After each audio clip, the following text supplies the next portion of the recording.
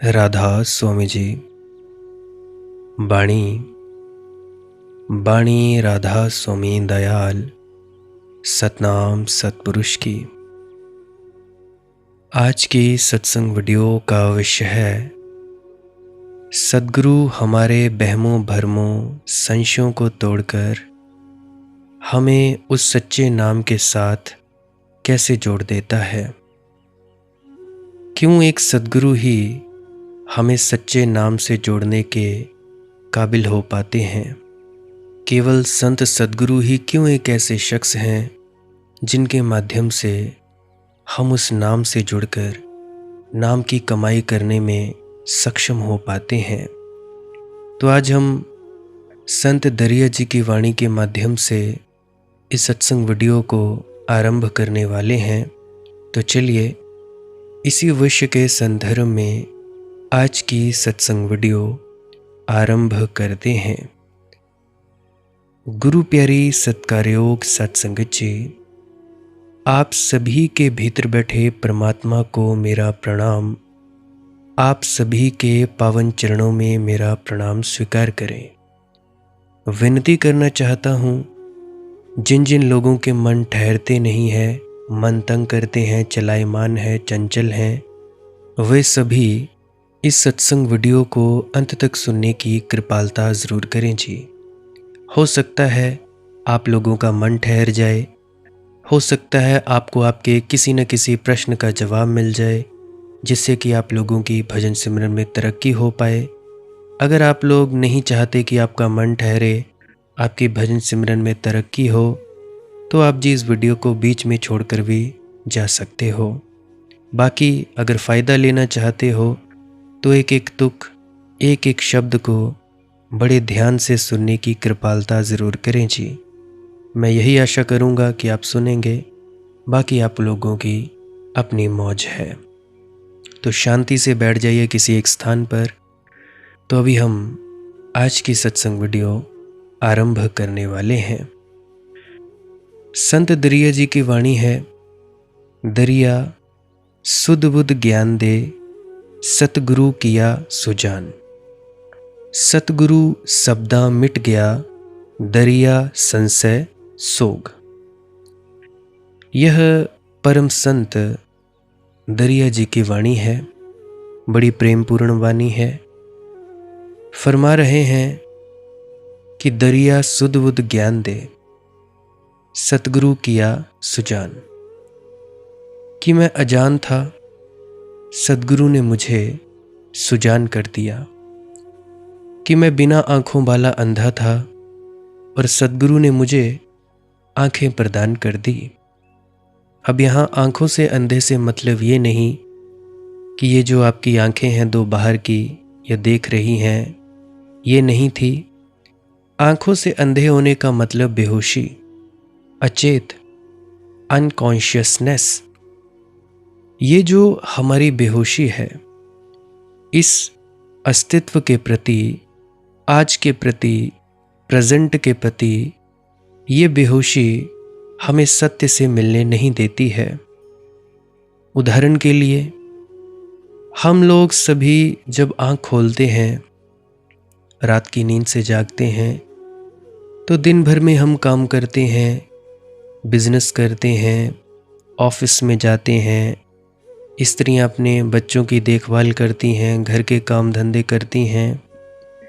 परंतु ये आप लोगों ने देखा होगा कि काम करते करते आप लोग कहीं खो से जाते हैं। ये भी नहीं कहीं दूर चले जाते हैं, आप लोग अपने ही मन के विचारों में खो जाते हैं। काट रहे होते हैं सब्जी, चले जाते हैं कहीं और, लंदन, अमेरिका, ऑस्ट्रेलिया और भी न जाने कहाँ कहाँ के आप लोगों को ख्याल आए हुए होते हैं। कोई दुकान पे सामान बेच रहे होते हैं, किसी को किस बात की चिंता सताई रही होती है कि घर में पता नहीं क्या हो रहा होगा, पता नहीं बच्चे क्या कर रहे होंगे। तो ऐसे नाना प्रकार की चिंताएं। तो अपने मन के विचारों में उलझने को मैं बेहोशी कहता हूँ। और अपने मन के विचारों में उलझे बिना इस अस्तित्व में, इस आज में, इस प्रेजेंट में जीना, इसको मैं कहता हूँ होशपूर्वक जीना, यानी सुजान हो जाना।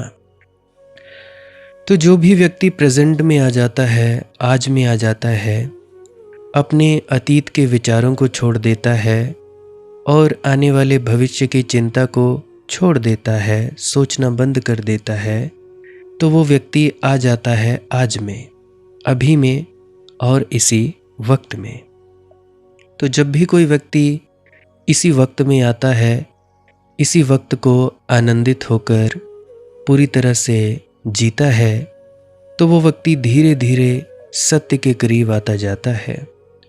तो जैसे जैसे सत्य के करीब आता जाता है, वैसे वैसे वो अंधे से आंखों वाला होने लगता है। अब अतीत में और भविष्य में जीने वाले लोग हैं, आज में आने के लिए हमें ध्यान की आवश्यकता पड़ती है। अब ध्यान देखो, हम सबका ध्यान है बाहर जा रहा है, इंद्रियों में जा रहा है, आँख देखती है, कान सुनते हैं, जुबान बोलती है, बाहर की तरफ ध्यान जा रहा है। बाहर बेटे बेटियां, काम धंधे में ध्यान जा रहा है। तो इस ध्यान को बाहर से हटा देना है कुछ देर के लिए। बाहर से जब लोग आप ध्यान को हटाओगे, तो जब ध्यान बाहर का हटेगा तो कहाँ चले जाओगे? भीतर चले जाओगे, अपने आप ही ध्यान अंदर आ जाएगा। तो जैसे ही ध्यान अंदर आ जाएगा, तो उससे आपकी यात्रा शुरू हो जाएगी। धीरे धीरे धीरे अभ्यास करते करते आप लोग अभी और इसी वक्त में ठहरना शुरू हो जाओगे। मतलब न अतीत के विचारों में रहोगे, न आने वाले भविष्य की चिंता में रहोगे। तो आंख बंद करते करते ध्यान में आप लोग आज और अभी में जीने के काबिल हो जाओगे। आज और अभी में आप लोग जीने लगोगे। ये तो था ध्यान में। तो इससे होगा ये, जब आप आंख भी खोल कर रखोगे, तब भी आप अभी और आज में ही स्थित रहोगे, ठहरे रहोगे, जिसको कहते हैं साक्षी में स्थित रहना, जिसको बाबा जी महाराज कहते हैं जागृता। इसको कहते हैं सुजान हो जाना। कहते हैं दरिया की मैं अजान था, सुजान किया मेरे सतगुरु ने। और जिस प्रकार से आप लोग मेरे से मार्गदर्शन ले रहे हो, 100 में से कम 40-50% लोगों को मेरी बात अभी समझ में भी आ रही होगी कि मैं कहना क्या चाहता हूँ। समझ भी पाए होंगे, और जैसे जैसे समझ पा रहे होंगे, वैसे वैसे बंधन टूट भी रहे होंगे। तो अभी जैसे जैसे आप लोगों के बंधन टूट रहे हैं, तो इससे आप लोग सुजान हो रहे हो। सतगुरु शब्दा मिट गया, दरिया संशय सोग। कहते हैं संत दरिया जी, सदगुरु के शब्दों को सुनकर सब संशय मिट गए, सब संदेह मिट गए। अब इसको थोड़ा विस्तार से समझना। ऐसा मत समझना कि जो भी दरिया के गुरु के पास के गए थे, सभी के संशय मिट गए होंगे। सुनने की एक कला चाहिए। तुम महात्मा बुद्ध के पास भी जाओ तो भी संशय ले आ सकते हो। सुनने की एक कला चाहिए। गुरु नानक जी की वाणी है, सुनिए दुख पाप का नाश। सुनने की एक अनूठा ढंग चाहिए। इस भांति सुनना है कि तुम्हारी बुद्धि, तुम्हारा तर्क जाल बीच में बाधा ना दे। तो प्रेम से सुनना है, तर्क से नहीं। तर्क शून्य होकर सुनना है, वही श्रद्धा का अर्थ है। इधर मैं देखता हूं तुम लोग अमेंडमेंट्स करने लग जाते हो। जब भी मैं बोलता हूं चलो प्रश्न पूछना अच्छी बात है, तुम लोग कह देते हो कि बेटा तुमने यहाँ पे ये चीज़ गलत बोल दी, ऐसा नहीं बोलनी चाहिए थी, ये करना चाहिए था, वो करना चाहिए था। नहीं जी नहीं। अभी कुछ ही दिन पहले किसी ने कमेंट में लिखा कि हम तो गरीबी में भी बढ़िया हैं, हमें तो गरीबी भी बहुत बढ़िया है, गरीब को परमात्मा नसीब नहीं हो सकता, ये आपने कैसे कहा।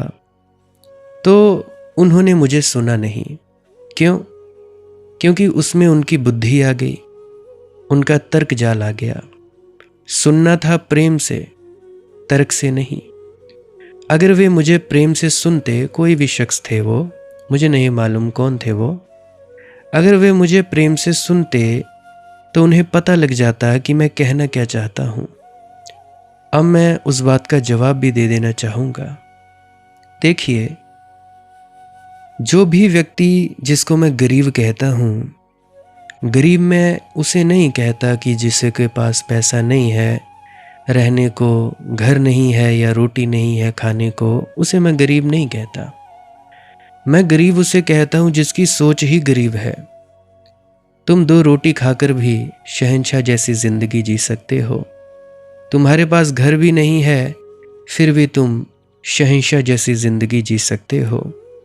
तुम्हारे पास पहनने के लिए सिर्फ 2 जोड़ी कपड़े हैं, तुम आने जाने के लिए भी वही कपड़ों का इस्तेमाल करते हो।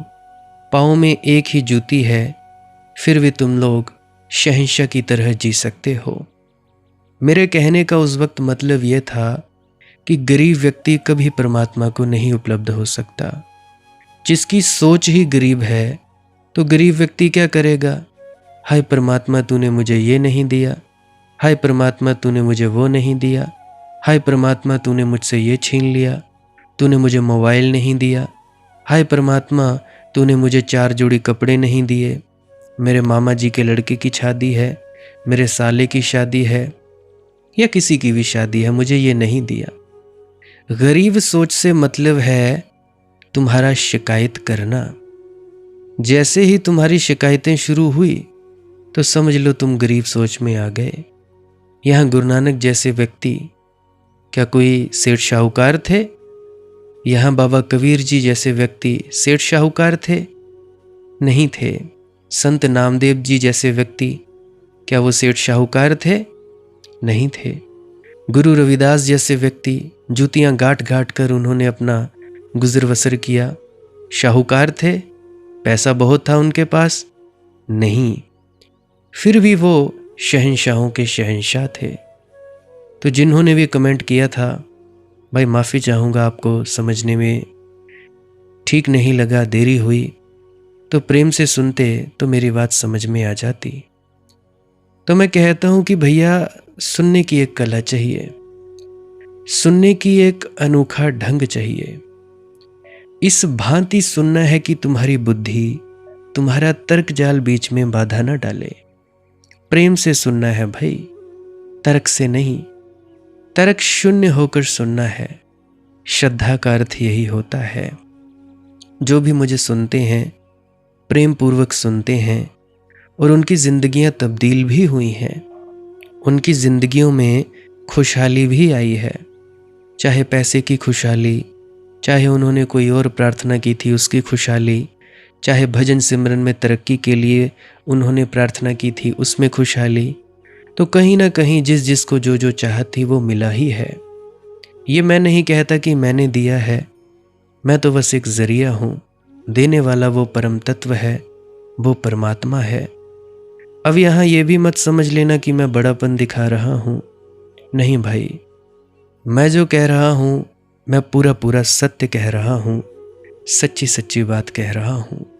तो अगर प्रेम से सुनोगे, मेरी बातों को अमल में लाओगे, तब तो तुम्हारा फ़ायदा है। नहीं लाओगे तो फिर क्या हो जाएगा। अभी हाल ही में किसी बहन ने, शायद स्त्री होंगी, वो माता हैं, उन्होंने मुझे कहा कि मैं 1.5 साल से सुन रही हूँ, फिर भी कुछ तरक्की होती दिखाई नहीं पड़ती। मुझे कहानी याद आती है गुरु गोविंद सिंह जी की। पता नहीं सच है या नहीं है, गलती हो तो भाई माफ़ करना। तो कहानी है कि उन्होंने, भाई बेला हुआ करते थे एक, भाई बेला कहा करते थे जी नाम दे दो, नाम दे दो। वो कहते थे अभी रुको। एक बार क्या हुआ, गुरु गोविंद सिंह जी घोड़े पर बैठे युद्ध के लिए जा रहे थे, लड़ाई के लिए। तो भाई बेला कह रहे थे कि गुरु साहिब नाम दे दो। तो उन्होंने तो कहा कि भा भाई बेला, ना वक्त देखे ना बेला। उन्होंने तो अपने तरफ से कहा कि क्या बात है बेला भाई, ये भी कोई वक्त है नाम देने का। तो वो बेला इसी को ही जपता रहा, वाह भाई बेला, न भक्त देखे न बेला। समर्पित तो था ही गुरु पर, समर्पित था, लेना देना कुछ नहीं था। तो जैसे ही उसका समर्पण बढ़ता चला गया, वो उसी को ही जपता रहा, एकाग्र हो गया। अनहद नाद सुनने लगी, अनहद नाद पकड़कर अंदर चला गया। दिव्य दृष्टि खुल गई, तीसरी आंख का ज्ञान हो गया कि ये है। तो बाकी शिष्य सभी उससे जलने लगे कि ये क्या हुआ, गुरु साहिब ने इसे पता नहीं क्या नाम दिया है। तो गुरु साहिब ने उसे बुलाया कि बता भाई, तुझे कब मैंने नाम दिया, कैसे दिया, मैंने तो तुझे कोई नाम दिया नहीं। तो वह कहता, गुरु साहिब आपने दिया तो था। तो गुरु साहिब कहने लगे, भाई क्या दिया? कहने लगा कि आपने यही कहा था, बा भाई बेला, ना वक्त देखे ना बेला, बा भाई बेला, ना भक्त देखे ना बेला। कि ना तू वक्त देखता है ना कोई देखता है कि अभी मैं कहाँ जा रहा हूँ। तो फिर गुरु साहिब जी समझ गए।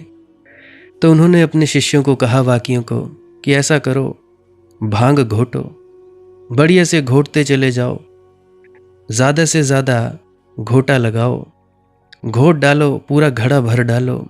सभी शिष्यों ने भांग घोटी, घड़ा भर डाला।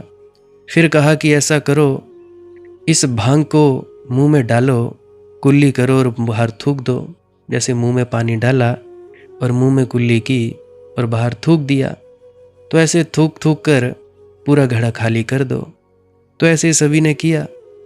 तो जैसे ही वो कुल्ला करते गए, थूकते गए, घड़े खाली हो गए। तो गुरु साहिब पूछने लगे, क्या नशा हुआ? कहने लगे, नहीं महाराज जी, कोई नशा नहीं हुआ। तो वे कहने लगे, बस यही बात है, नाम को जपना नहीं है, अंदर ले जाना है, अंदर उस हुक्म को पहचानना है। तो भैया सुनने से क्या होगा, तुम लोग सुनते भी कहाँ हो ढंग से। अमला उत्ते होण नवेड़े, खड़ी रहणगियां जाता। उथे अमला दे होणगे नवेड़े, किसे नी तेरी जात पुछनी। उथे अमला दे होणे ने नवेड़े, किसे नी तेरी जात पुछनी। उथे अमला दे होणे ने नवेड़े, किसे नी तेरी जात पुछनी। सुंजे छड़ के तू तुर जाना वेड़े, किसे नी तेरी जात पुछनी। उथे अमला दे होणे ने नवेड़े, किसे नी तेरी जात पुछनी। तो भाई अमल करने से होगा, अमल करने से, जो भी तुम लोग सुनते हो उस पर अमल करो। मुझे कैसे फायदा हुआ? मुझे एक बात पता चली, बाबा सावन सिंह जी के क्वेश्चन आंसर से, वो जो पत्र लिखा करते थे कि बेटा बिना हिले डुले बैठो। किसी को उन्होंने उत्तर दिया होगा कि तुमने बिना हिले डुले बैठे रहना है, हिलना नहीं, और आंख के अंदर अंधेरे में टिके रहना है, करना धरना कुछ नहीं, और अपना सिमरन करते जाना है। यह तब की बात है जब मुझे कोई नामदान नहीं मिला था। मैं सुन रहा था उनके परमार्थी पत्र, शायद परमार्थी पत्र हैं, ऐसे ही है, जो व्यास वालों की ऑफिशियल यूट्यूब चैनल है, राधा स्वामी सत्संग व्यास का। तो वहाँ पे पत्र मिल जाएंगे बाबा सावन सिंह जी के, जो उन्होंने लिखे थे अपने शिष्यों को। तो उन्होंने कहा कि कुछ नहीं करना, बस बैठो और अपना सिमरन जारी रखो। मैंने कहा, मैंने सिमरन नाम तो लिया नहीं भाई, मेरे को कोई एकाग्रता के लिए जाप भी नहीं पता, ना तो मुझे पता है यह धुन क्या होती है, कोई पता नहीं। बैठना शुरू कर दिया, चलो ठीक है जी। उसके बाद अगली कड़ी मिल गई। उन्होंने कहा, जी घंटे और शंख की धुन को पकड़ना है। ऐसे ही किसी को पत्र का जवाब देते हुए उन्होंने कहा। तो ऑडियो मैं सुन रहा था, जो वॉलंटियर्स हैं व्यास के, उनके द्वारा जो ऑडियो डाली गई है राधा स्वामी सत्संग व्यास की यूट्यूब चैनल पर। तो मैंने बोला, अच्छा तो ये धुन पकड़नी है। उन्होंने ये भी कहा था कि भाई 10 तरह की धुनें चलती हैं, तुमने सिर्फ घंटे और शंख की पकड़नी है। अगर नहीं आती है तो कोई बात नहीं, टी टी जैसी साएं साएं जैसी पकड़ो। मैंने बोला वो भी ठीक। फिर उसके बाद 3-4 दिन फिर बीत गए, बैठता रहा। याद रखना ये तब की बात है जब मुझे नामदान तक नहीं मिला था। बैठता रहा। तो उसके बाद जब मैं बैठा तो एक दिन बाबा चरण सिंह जी के क्वेश्चन आंसर्स मैंने सुने। इंग्लिश क्वेश्चन आंसर्स थे। किसी फॉरेनर ने पूछा उनसे कि Maharaj ji what is third eye, what is third eye, where can I find the third eye, मतलब तीसरी आंख कहाँ है, हम उसे कहाँ ढूंढ सकते हैं। तो उन्होंने कहा कि थर्ड आई कोई पॉइंट ऐसा नहीं है जिसको तुम ढूंढ सकते हो, परंतु तुम अंधेरे में टिके रहो और वहाँ पे रुको, be there and do your simran. तब भी मुझे कुछ पता नहीं था।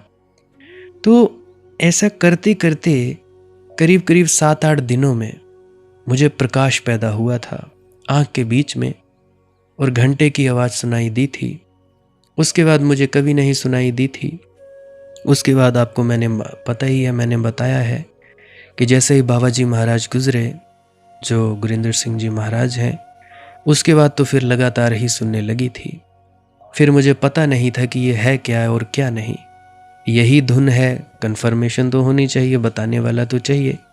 उसके बारे में किसी पत्र में नहीं लिखा था, किसी परमार्थी कोई पुस्तक में नहीं लिखा था। लिखा भी होगा तो मैंने पढ़ी कहाँ, क्योंकि मैं सुनने में ज़्यादा विश्वास रखता था। सो कहने का मेरा मतलब, मुझे जितना कहा गया मैंने उतना ही किया। मैंने अपना दिमाग नहीं लगाया। उन्होंने कहा निंदा चुगली नहीं करनी, मैंने नहीं की। उन्होंने कहा ये मत खाओ, मैंने छोड़ दिया।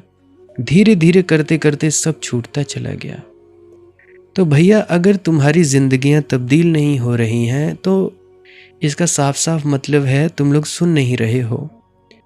कुछ आ जाते हैं, कहते हैं जी नींद आती है, मैं क्या करूं, हम 1.5 साल से सुन रहे हैं, 2 साल से। मैं पूछता हूं सुनते मुझे ही हो किसी और को? कहते हैं जी आप लोगों आपको ही सुनते हैं। तो भैया अगर मुझे सुनते हो 1.5-2 साल से, तो कम से कम इतना तो पता होना चाहिए कि मैंने इसके बारे में क्या बताया क्या नहीं। पता नहीं किसे सुनते हो। तो भैया ध्यान से सुना करो, बुद्धि को छोड़कर सुना करो। तो दरिया के तो मिट गए सारे लोग, सारे संशय, क्योंकि इस आदमी के प्रेम में पड़ गए। तो इस आदमी को देखा नहीं, इस आदमी की आंख में आंख पड़ी नहीं, मतलब कि अपने गुरु की आंख में आंख, कि सुध बुध खो बैठे। अब ये बड़े मजे की बात है, जिसके साथ तुम सुध बुध खो बैठो उसी के पास सुध बुध पैदा होती है। बड़ा विरोधाभास है। कुछ तुम्हारी निगाह काफिर थी, कुछ मुझे भी खराब होना था। देखी होंगी वे आंखें रस से सरोवर, देखी होंगी वे आंखें शांत झील की तरह जिस पर कमल तिरते हों। देखी होंगी वे आंखें और डूब गए होंगे उनमें, उस प्रेम ने पकड़ लिया, पकड़े गए। बहुत बुद्धिमान होते अगर वे, पढ़े लिखे होते, तो सोचते कि कहीं इस आदमी ने सम्मोहित तो नहीं कर लिया, कि मैं ये किस जाल में पड़ा जा रहा हूं। अपने को संभालते, अपने तर्क को निखारते, सुनते भी तो भी डूब कर ना सुनते, दूर दूर खड़े रहकर सुनते सुनते तो ऐसे सुनते जैसे कि न्यायाधीश सुनता है अदालत में। सुनते तो ऐसे सुनते जैसे परीक्षण होकर आए हैं। सुनते तो ऐसे सुनते कि निर्णय मुझे करना है कि ठीक हो या कि गलत। अब काश तुम्हें ही पता होता कि क्या ठीक है और क्या गलत है, तो आए ही क्यों थे। सुनने वाले को ऐसे सुनना चाहिए कि मुझे तो पता ही नहीं है कि क्या ठीक है और क्या गलत, इसलिए मैं कैसे निर्णायक बनूंगा। निर्णय छोड़कर सुनता हूं। मुझे तो पता नहीं क्या ठीक है क्या गलत है, शायद इस आदमी को पता हो। एक मौका इसे दो, इस आदमी के सामने अपने हृदय को खोल दो। इस आदमी को उठाने दो संगीत हृदय में, इस आदमी को छेड़ने दो तार, इस आदमी को बजाने दो बीड़ा मेरे हृदय की। लेकिन तर्कनिष्ठ आदमी प्रविष्ट ही नहीं होने देता किसी को हृदय तक। खुद तो जानता नहीं कैसे अपनी वीणा बजाए, और जो जानते हैं उनके हाथ को भीतर नहीं जाने देता। कहता है बाहर रखना हाथ, सम्मोहित मत कर लेना, कहीं मुझे उलझा मत देना, किसी झंझट में ना पड़ जाऊं। अब ये बड़े आश्चर्य की बात है कि तुम्हारे पास खोने को कुछ भी नहीं, लेकिन तुम डर बहुत रहते हो कि कहीं कुछ खो ना जाए। है क्या तुम्हारे पास खोने को? सम्मोहित करके तुमसे लिया क्या जा सकता है? आत्मा तो तुम्हारी बिल्कुल खाली है। डरते क्यों हो? भय क्या है? खाओगे क्या? तुम्हारे पास क्या है लेकिन बड़ा डर है जी। बड़े होश से सुनते हो। होश का मतलब होश नहीं। होश का मतलब इतना ही कि दूर दूर रहते हो, भागे भागे रहते हो, एक जगह तक जाते हो, वहां से आगे नहीं बढ़ते। ख्याल रखते हो कि इतनी दूर खड़ा हूं कि अगर भागने की नौबत आ जाए तो भाग सकूं, पकड़ा ना जाऊं। बड़ी होशियारी से सुनते हो, बड़ी चालबाजी से सुनते हो, बड़ी चालाकी से सुनते हो। जिसने चालाकी से सुना वह चूक जाएगा। ये बातें चालाकों के लिए नहीं है, इसलिए तो आधे से ज्यादा चालाकों को मैं ब्लॉक ही कर देता हूं। ये बातें दीवानों के लिए हैं। सतगुरु सबदा मिट गया। क्या मिट गया? दरिया मिट गया। सुने वे शब्द, सुने वे प्यार भरे शब्द, सुने वे मिठास भरे शब्द, सुने वे मस्ती के शब्द। ऐसा नहीं है कि उन शब्दों में बड़ा तर्क था इसलिए वे जंचे। उन शब्दों में बड़ा प्रेम था, इसलिए ये बड़े फर्क की बातें हैं। ऐसा नहीं है कि उन शब्दों में बड़ा सिद्धांत था। सिद्धांतियों के पास तो दरिया बहुत गए थे, पंडित मौलवियों के द्वार खटखटाए थे। सिद्धांत वहां खूब था, सघन था। तर्क वहां काफी प्रतिष्ठित था तर्क।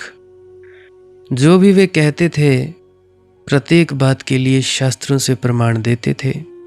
यहाँ वे ना तो शास्त्र थे, ना प्रमाण थे, ना कोई तर्क था। यहाँ तो बड़ी बेबूझ बातें हो रही थी। गुरु के पास पियक्कड़ बैठे थे। ये तो मधुशाला थी। ये प्रेम जी महाराज की मधुशाला में डूब गए। सदगुरु सबदा मिट गया। यहाँ तो कुछ ऐसी बातें कही जा रही थी जो कही ही नहीं जा सकती। यहाँ तो कुछ ऐसी बातें कही जा रही थी कि अगर तुम शब्दों पर ही अटक जाओ तो समझ ही न सकोगे।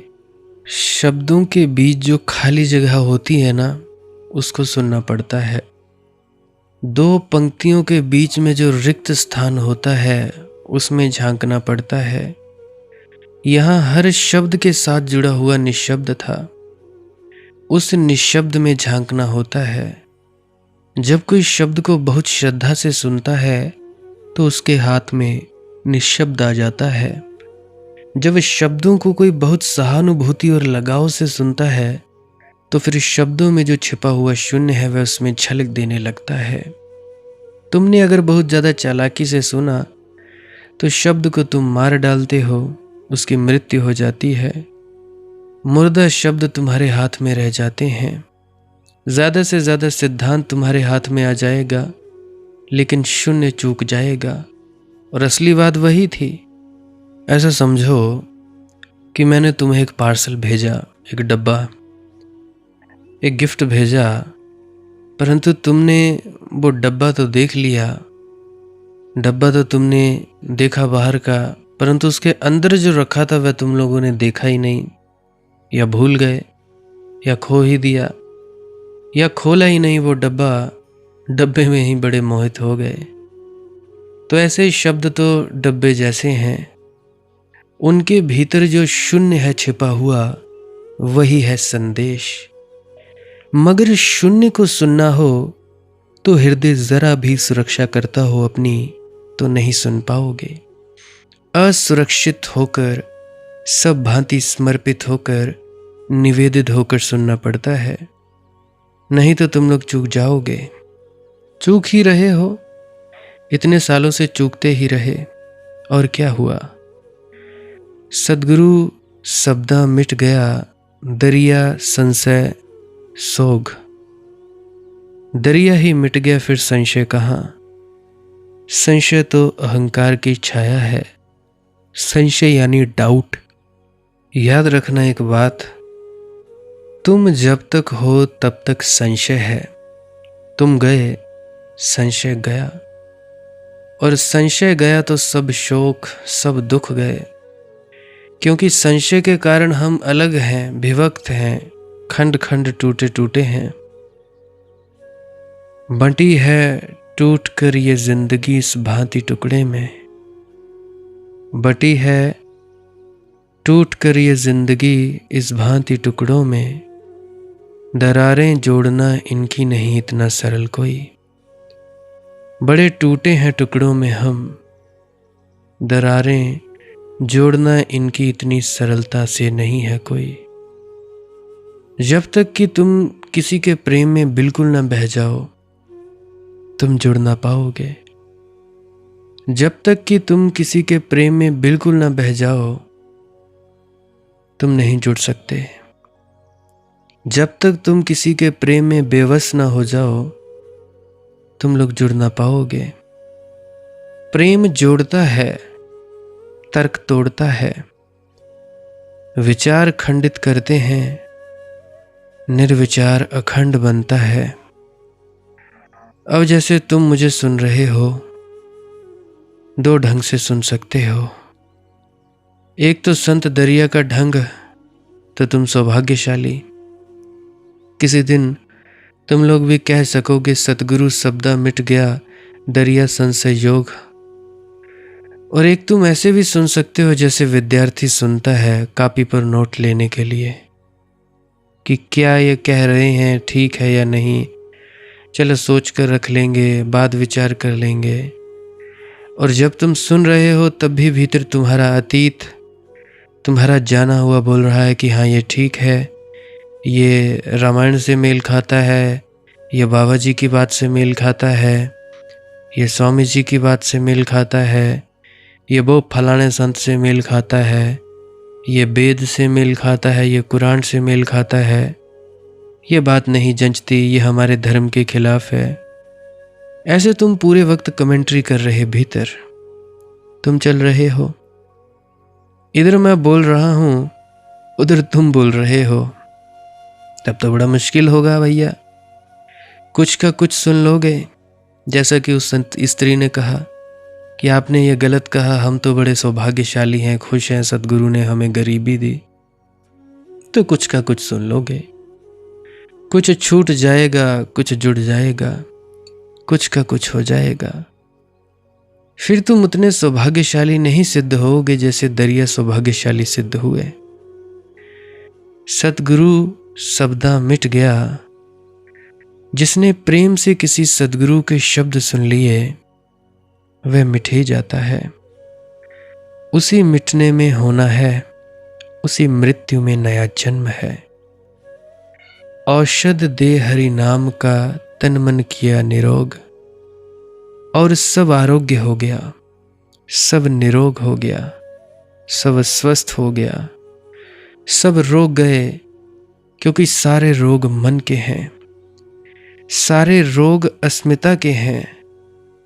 औषध दे हरि नाम की, हरि नाम की औषधि उसे ही दी जा सकती है जो प्रेम से सुनने में तत्पर हो जाए। क्या कहा मैंने? ध्यान से सुनो फिर से, कि हरि नाम की उस नाम से उसे ही जोड़ा जा सकता है जो प्रेम से सुनने को तैयार होता है। रंजी रास्तर ज्ञान की अंग रही लिपटाए, सतगुरु एक ही शब्द से दीन ही तुरत उड़ाए। अब रंजी का अर्थ होता है धूल। रंजी शास्त्र ज्ञान की अंग रही लिपटाए। दरिया कहते हैं, मेरे अंग अंग में धूल लगी थी शास्त्र ज्ञान की। सुनी सुनाई बातें, पढ़ी पढ़ाई बातें, पिटी पिटाई बातें लिपटी थी चारों तरफ, उधार बातें बासी बातें। रंजी शास्त्र ज्ञान की धूल मुझे खूब लिपटी थी चारों तरफ। बकवास थी सब, मगर खूब लिपटी थी, उसी में मैं गंदा हो रहा था। स्नान की जरूरत थी और उस धूल को मैं सब कुछ समझे बैठा था। रंजी शास्त्र ज्ञान की अंग रही लिपटाए, सतगुरु एक ही शब्द से दीन ही तुरंत उड़ाए। और सतगुरु के एक शब्द से स्नान हो गया, वह सारी धूल उड़ गई। सतगुरु कौन? सतगुरु वही है जो तुमसे तुम्हारे शास्त्र छीन ले। जो तुम्हारे शास्त्र छीन लेता है वही है सतगुरु। जो तुम्हें शास्त्र देता है वह सतगुरु नहीं। जो तुमसे तुम्हारे शास्त्र छीन ले, जो तुम्हें ज्ञान दे वह सतगुरु नहीं। जो तुम्हें बोध दे, विवेक दे और तुम्हारा सारा ज्ञान छीन ले वह सतगुरु। सतगुरु वह नहीं जो तुम्हें बहुत ज्यादा सिद्धांती बनाए।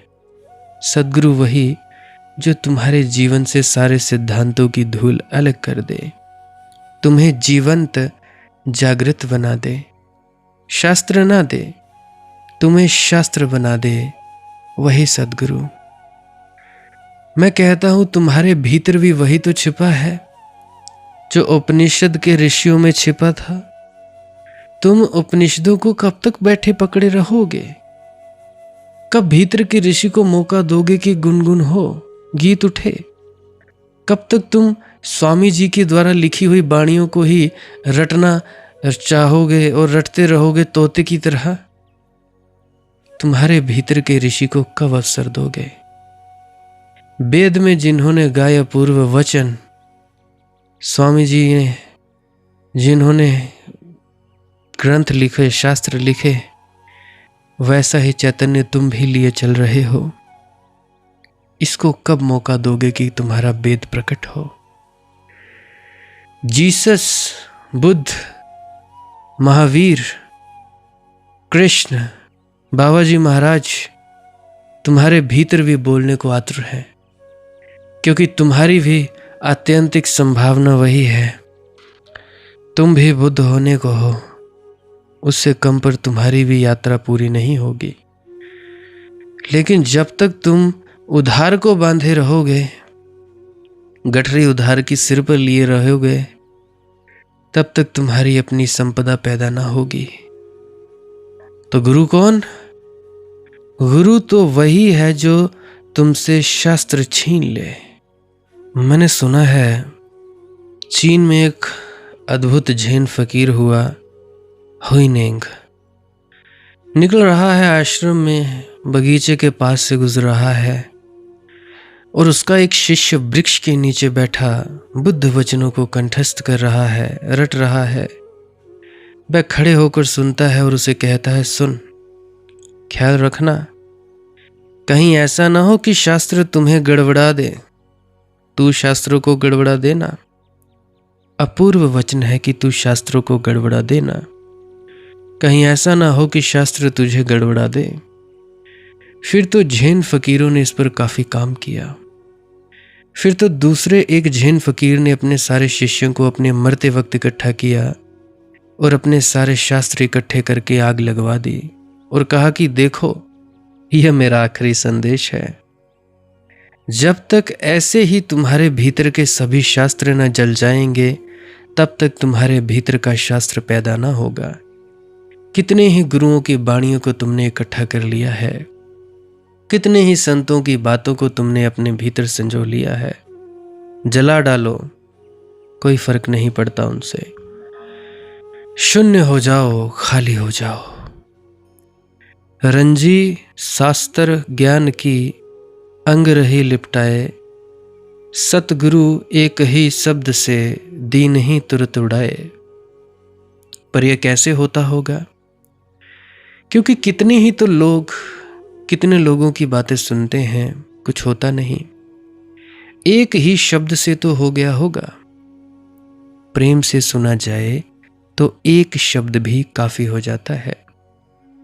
प्रेम से न सुना जाए तो करोड़ों शब्द भी काफी नहीं होते, फिर समझदार को इशारा काफी होता है। वाह पाई बेला, न वक्त देखे न बेला। महात्मा बुद्ध कहते थे, एक दिन एक आदमी मर गया और उसने बुद्ध को कहा कि आप तो संक्षिप्त में कह दे, मैं जल्दी में हूं। आप सार बात कह दें, बस उसी को पूरा कर लूंगा। और बुद्ध ने उससे कुछ ना कहा, वे चुप ही बैठे रहे। वह आदमी आधा घड़ी चुप बैठा रहा, फिर बड़ा पुलकित होकर उठा, बुद्ध के चरण छुए और कहा, धन्यवाद, मिल गई बात। बुद्ध ने कही नहीं और उसको मिल गई बात। जब वह चला गया तो आनंद ने बुद्ध से पूछा कि इसको क्या मिल गया बुद्ध? बनते, हे भगवान, इसको क्या मिल गया? क्योंकि मैं इधर 30 साल से आपके साथ हूं, सुन सुनकर थक गया हूं, और ये आदमी आधा घड़ी बैठा और आपने इससे कुछ कहा भी नहीं, इसको मिला कैसे? इसको मिला क्या? ये मामला क्या है? और आप भी बड़े खुश थे जब उसने कहा मिल गया, और वह भी बड़ा अपूर्व आनंदित था। जरूर कुछ तो हुआ है, कुछ गुपचुप हो गया।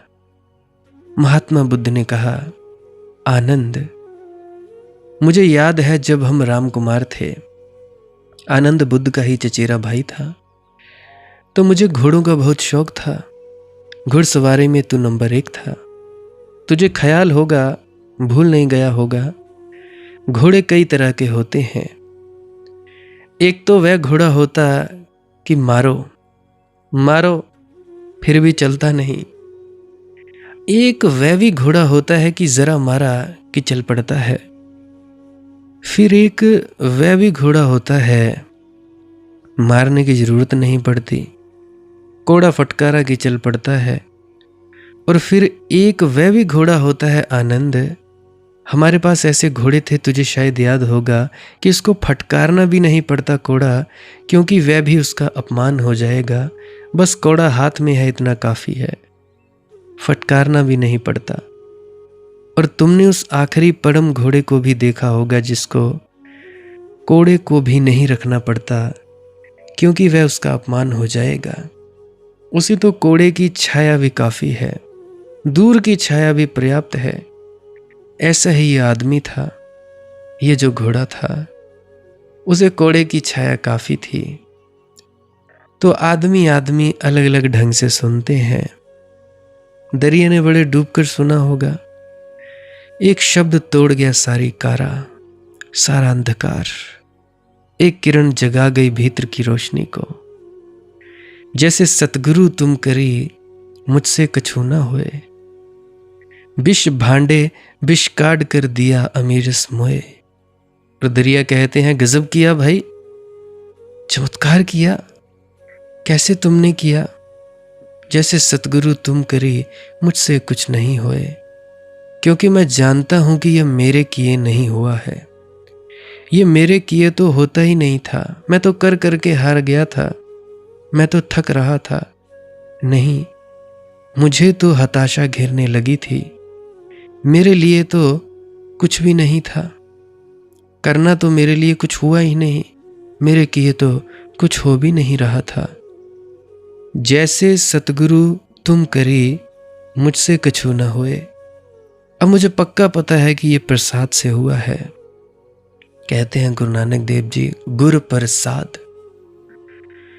ख्याल रखना, ध्यान के मार्ग पर प्रयास और प्रेम के मार्ग पर प्रसाद, प्रभु कृपा। प्रभु कृपा की पहली किरण है गुरु कृपा।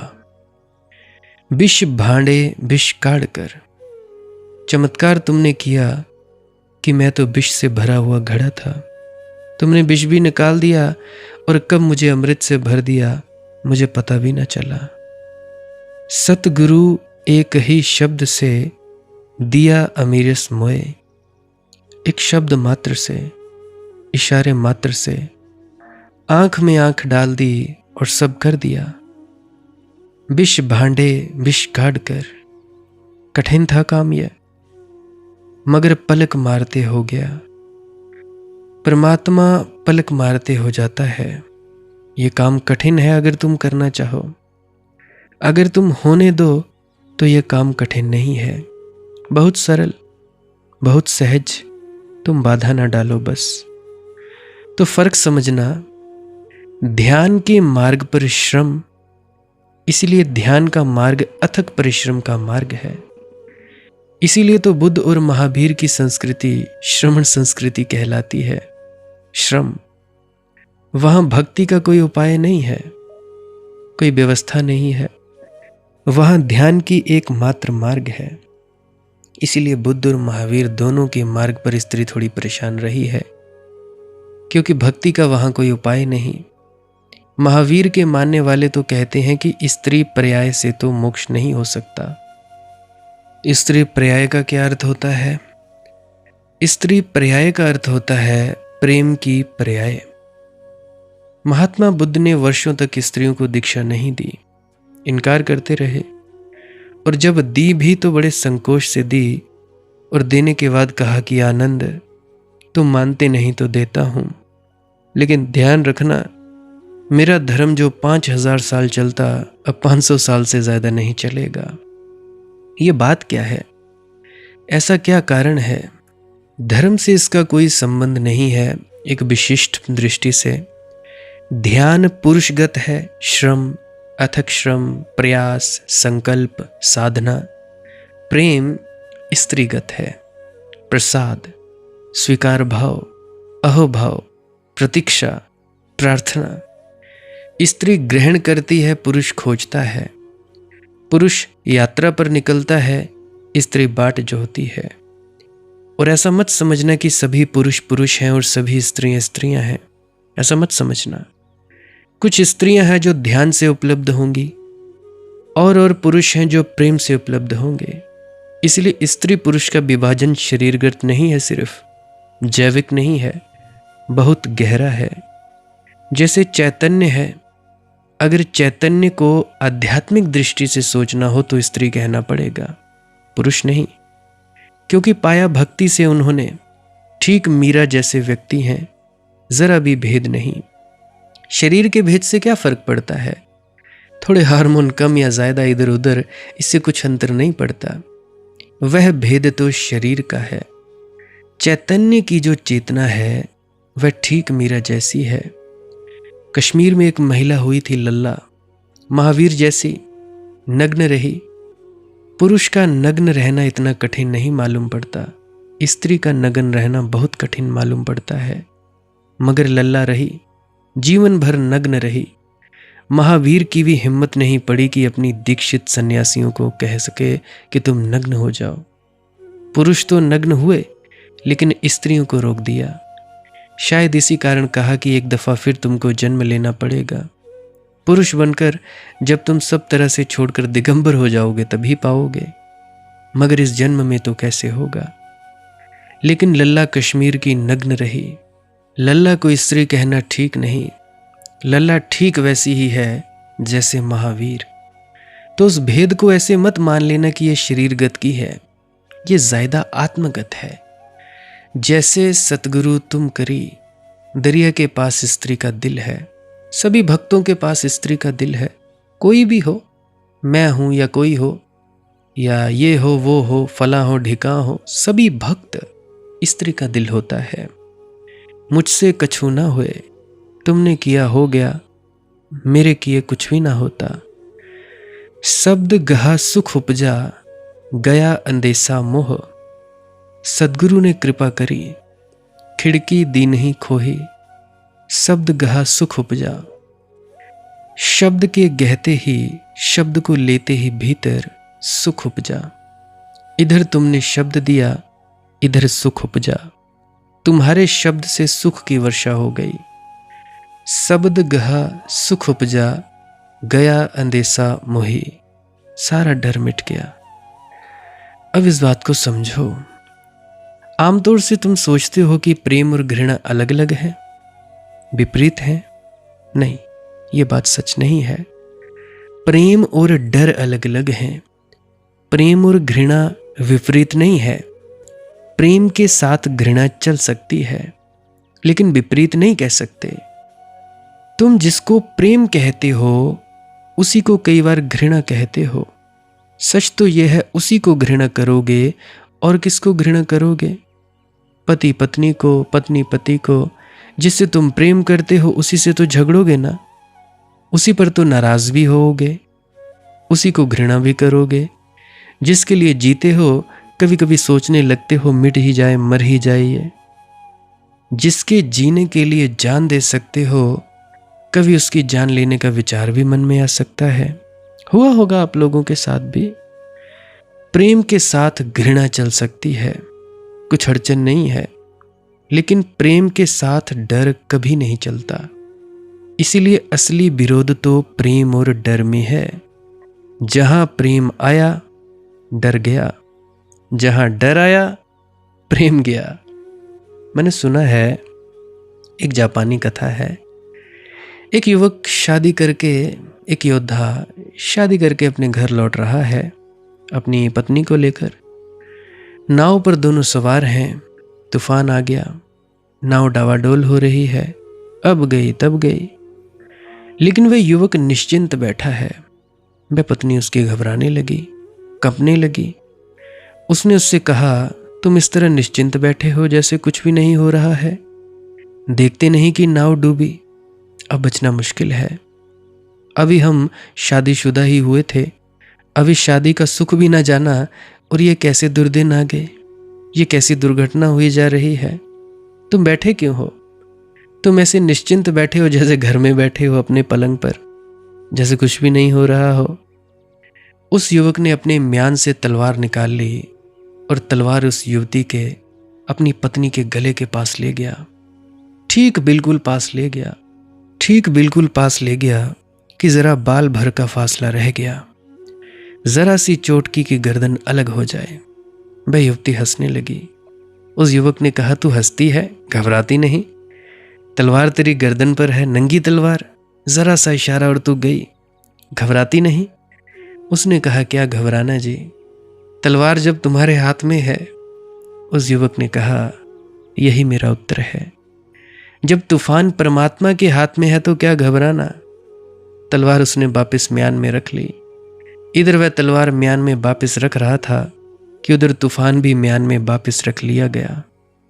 तो प्रेम जहां है वहां डर नहीं। इसलिए भक्त से ज्यादा निर्भय कोई भी नहीं होता। जिसको तुम ध्यानी कहते हो वह भी डरा रहता है, बहुत बार डरा रहता है कि कहीं ये ना हो जाए, ये ना चूक जाए, कहीं ये भूल ना हो जाए, कहीं ये पाप ना हो जाए, कहीं ये नियम उल्लंघन ना हो जाए। मैं फिक्र ही नहीं करता। मुझे कहते हैं, तुम्हें डर नहीं लगता बेटा? काहे का डर? जब तलवार उसके हाथ में है, परमात्मा के हाथ में, तो डर काहे का? अभी हाल ही में थोड़े दिन पहले कुछ हुआ, हॉस्पिटलाइज हो गया, चला गया, वैसे तो वापस आ गया। बिल्कुल मुझे पूरा यकीन था कि जो करेगा परमात्मा ठीक ही करेगा। अब भी जैसे थोड़ी देर पहले बोला नहीं जा रहा था, अभी 4-5-6 दिन पहले पुरानी वीडियोस डाल रहा हूँ मैं, तो इसीलिए डाल रहा हूँ क्योंकि नहीं बोला जा रहा था। आज भी बड़ी मुश्किल से बोला जा रहा है, फिर भी बड़ी मालिक की कृपा है। जब तलवार ही उसके हाथ में है तो डर काहे का? नहीं कुछ कर पाएंगे, हम रोक भी नहीं पाएंगे, कुछ नहीं कर सकते। तो मैं फिक्र ही नहीं करता, ये हो जाए, वो हो जाए, फला हो जाए, ढिका हो जाए, जो हो जाए हो जाए, देखा जाएगा। बुद्ध के भिक्षु के लिए 33,000 नियम। सोचो, चिंता तो रहती होगी। 33,000 नियम याद ही रखना मुश्किल है, कुछ ना कुछ तो भूल होने ही वाली है। नरक निश्चित है। 33,000 नियम हो तो नरक से बचोगे कैसे? लेकिन प्रेमी को कोई डर नहीं। वह कहता है, तुम जानो, अगर भूल करवानी हो तो भूल करवा लेना, अगर ना करवानी हो तो मत करवाना। भक्त का अभय पूरा है, समग्र है। शब्द गहा सुख उपजा, तुम्हारे शब्द को गहा ही नहीं कि सुख उपज गया। ये गहा शब्द भी ख्याल रखना। जैसे स्त्री ग्रहण करती है, जब एक नया जीवन जन्मता है जगत में तो पुरुष देता है। स्त्री ग्रहण करती है, सिर्फ गहती है। ग्रहण करते ही उसके गर्भ में अंकुरण हो जाता है। जैसे पृथ्वी बीज को ग्रहण करती है ना, ग्रहण करते ही बीज में अंकुरण पैदा हो जाता है। जन्म शुरू हुआ, जीवन की यात्रा शुरू हुई, उत्सव का प्रारंभ हुआ। तो कहते हैं दरिया, शब्द गहा सुख उपजा। इधर मैंने तुम्हारा शब्द अपने भीतर लिया कि उधर मैंने पाया कि सुख की वर्षा हो गई, नाम से मिलाप हो गया। सुख ही सुख के फूल खिल गए, गया अंदेशा मोही। और बड़े हैरान होने की बात है कि उस क्षण मैंने पाया कि सब डर मेरे विसर्जित हो गए। कोई डर नहीं बचा, प्रेम में डर कहाँ। जैसे रोशनी में अंधेरा नहीं, ऐसे प्रेम में डर नहीं। लाए दिया कि रोशनी आई नहीं, कि अंधेरा गया नहीं। ऐसे ही जला दिया प्रेम का कि भय समाप्त हो गया। और जिसके जीवन में डर न रहा, उसके जीवन में ही आनंद हो सकता है। भक्त के जीवन में डर नहीं, क्योंकि ये जगत दुर्घटना नहीं है। ये जगत परमात्मा के हाथों में है। ये तूफान उसके हाथ में है, ये तलवार उसकी है। भक्त मौत के सामने भी डरता नहीं, क्योंकि वह मौत भी उसकी ही सेविका है, उसके ही इशारे पर आई है। भक्त मौत को भी आलिंगन कर लेता है, कर सकता है और करता है। मौत से भी मित्रता बांध लेता है, क्योंकि जो भी उसने भेजा है सभी उसका है। आज के लिए बस इतना ही। किसी का कोई प्रश्न हो तो कमेंट सेक्शन में लिख सकता है, व्हाट्सएप पर मैसेज कर सकता है 9882558872 98 825 58 872। उस पर कोई भी प्रश्न पूछ सकता है, बस बोल देना, वॉइस मैसेज कर देना। और जो भी व्यक्ति रात को 12-12 बजे 11-11 बजे कॉल करते हैं, विनती है मत किया करें, क्योंकि इससे परेशानी हो सकती है, बहुत ज़्यादा परेशानी होती है। रात को कॉल करने का कोई तुक भी नहीं बनता है। विनती है मत किया करें। इमरजेंसी हो, मेरे घर के पास रहते हो, बीमार हो, हॉस्पिटल लेना हो कि हाँ मनदीप बेटा मुझे आपकी ज़रूरत है, हॉस्पिटल ले जाओ या कोई दवाई दे जाओ, तब तो ठीक बनती है बात। परंतु रात को परेशान करना ठीक बात नहीं है। दिन में किया करो, दिन को मैसेज कर दिया करो। अगर कॉल नहीं उठाया तो बार बार मत किया करो, अगले दिन।